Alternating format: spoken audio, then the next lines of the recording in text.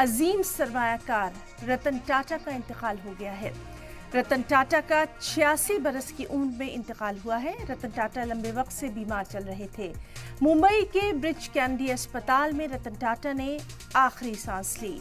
देर रात करीब 2 बजे उनका जस्द खाकी अस्पताल से उनके कोलाबा में वाक़ घर ले जाया गया।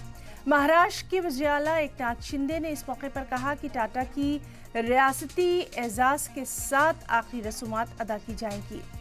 आपको बताएं कि टाटा ग्रुप के चेयरमैन रतन टाटा के इंतकाल से मुल्क भर में शोक की लहर देखी जा रही है। रतन टाटा का जाना भारत के लिए किसी अनमोल रत्न के जाने के बराबर माना जा रहा है।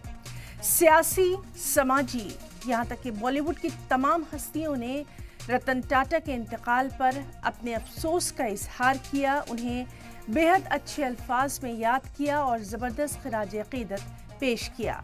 तो अहम खबर, अजीम सरमायाकार रतन टाटा का इंतकाल हो गया है। देर रात उन्होंने अपनी आखिरी सांस ली। 46 साल की उम्र में रतन टाटा का इंतकाल हुआ। लंबे वक्त से रतन टाटा बीमार चल रहे थे और कुछ दिन पहले ये खबर आई थी कि उन्हें अस्पताल में जो चेकअप है उसके लिए भर्ती कराया गया है। उसके बाद उनका एक तरदीदी नोट भी आया कि उनकी सेहत ठीक है और रात में अचानक ये खबर आई कि उनका इंतकाल हो गया है। मुंबई के ब्रिच कैनेडी अस्पताल में रतन टाटा ने आखिरी सांस ली।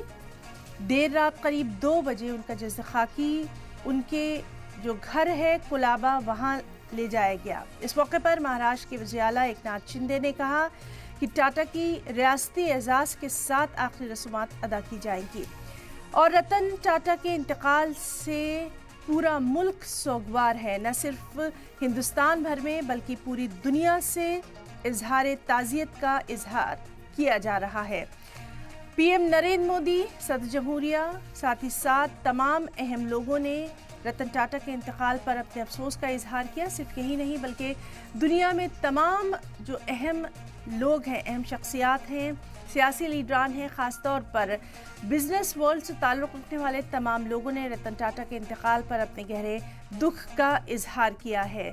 सबसे अहम बात यह कि रतन टाटा का जाना एक ऐसी शख्सियत के जाने से ताबीर किया जा रहा है जिसके खला को कभी पूर्ण नहीं किया जा सकता।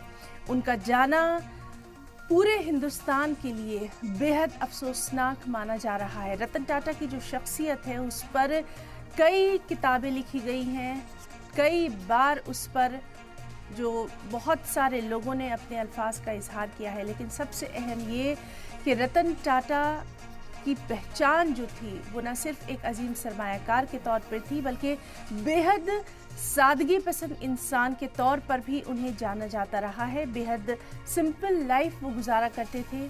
सबसे अहम बात ये कि जिस तरह से उन्हें लगातार याद किया जा रहा है